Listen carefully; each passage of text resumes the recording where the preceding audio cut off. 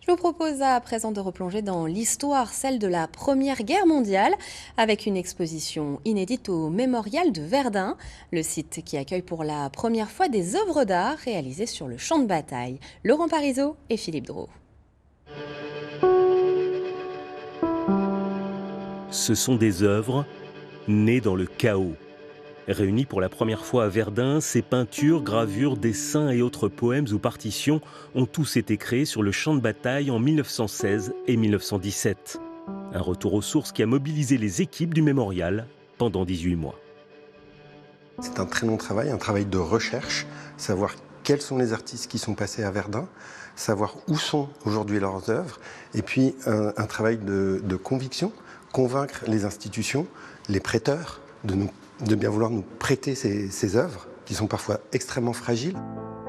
Issues des collections de musées prestigieux, ces 200 œuvres françaises et allemandes ont été réalisées par des artistes amateurs ou confirmés.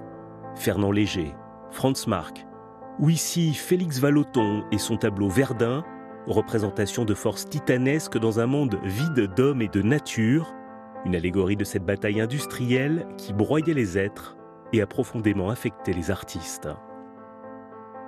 Il y a une attitude particulière qui est celle de Léger, qui découvre absolument stupéfait en sortant d'un milieu parisien, en fait, tout un peuple d'artisans et d'ouvriers dont il s'imprègne, à qui il rend hommage, et en fait ça va imprégner son travail des années d'après-guerre, dans lesquelles on verra son intérêt pour le monde de l'usine en particulier, et des ouvriers.